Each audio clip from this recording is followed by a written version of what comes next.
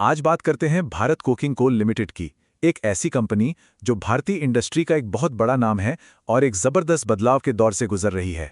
सोचिए दशकों से इन खदानों से निकला कोयला, वही कोयला जिसने देश की स्टील मिलों को चलाया, हमारे इंफ्रास्ट्रक्चर को ताकत दी। मतलब देश के विकास में इसका एक बहुत ही अहम रोल रहा है। लेकिन ये कहानी सिर्फ प्रोडक्शन के नंबरों की नहीं है। ये कहानी है अपने मुश्किल अतीत का सामना करके एक बेहतर भविष्य बनाने की। तो चलिए शुरू से शुरू करते हैं। आखिर ये भारत कोकिंग कोल, जिसे हम बीसीसीएल भी कहते हैं, है क्या? तो देखिए, बीसीसीएल जो है वो असल में कोल इंडिया की ही एक सब्सिडियरी है और इसका काम है कोकिंग कोल निकालना। ये वो कोयला है जो स्टील बनाने के लिए सबसे ज्यादा जरूरी होता है। कह सकते हैं कि ये भारत के स्टील उद्योग की रीढ़ की हड्डी है। और इसका ऑपरेशन कोई छोटा मोटा नहीं, बहुत बड़ा है। लेकिन इतने बड़े नाम के बावजूद कई सालों तक ये कंपनी एक बहुत बड़ी मुश्किल से जूझ रही थी, और वो थी लगातार घटती प्रोडक्शन। और यहीं से शुरू होती है इसके बदलाव की कहानी। इसका सबसे पहला कदम था अपने माइनिंग ऑपरेशंस को पूरी तरह से बदलना। अब जरा इन आंकड़ों पर नजर डालिए, ये अपने आप में पूरी कहानी कह रहे हैं। देखिए, 2020-21 तक प्रोडक्शन कैसे गिर रहा था, और फिर अगले सिर्फ 2 सालों में क्या जबरदस्त वापसी हुई है। 5 साल की गिरावट को सिर्फ 2 साल में पलट दिया। और ये कोई बाहरी दावा नहीं है, ये तो कंपनी की अपनी एनुअल रिपोर्ट मानती है। उन्होंने खुद कहा है कि ये जो गिरावट रुकी और फिर जो ग्रोथ हुई है, वो एक बहुत बड़ा और अहम मोड़ था। तो सवाल यह है कि ये हुआ कैसे? ये कोई जादू नहीं था, इसके पीछे एक सॉलिड स्ट्रैटेजी थी। जैसे 4 नई कोल वॉशरीज बनाई गईं, जो पुरानी थी उनसे भी पैसा कमाया। अंडरग्राउंड माइंस में नई मास प्रोडक्शन टेक्नोलॉजी लाई गई, और तो और 22 बंद पड़ी खदानों को नए मॉडर्न ऑपरेटर्स के साथ फिर से शुरू किया। लेकिन कहानी सिर्फ ज्यादा कोयला निकालने की नहीं है। एक बड़ा सवाल और भी था। माइनिंग की वजह से पर्यावरण पर जो असर पड़ रहा था, उसका क्या?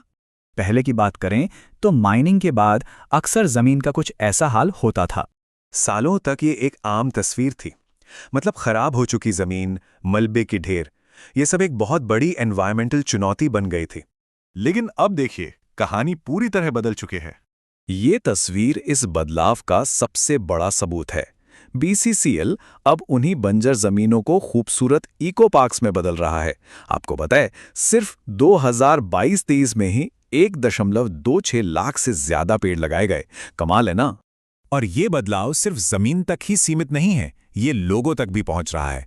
कंपनी का फोकस अब जीरो एक्सीडेंट कल्चर बनाने पर है। इसके लिए सेफ्टी के नियम कड़े किए गए हैं और कर्मचारियों को बड़े पैमाने पर ट्रेनिंग दी जा रही है।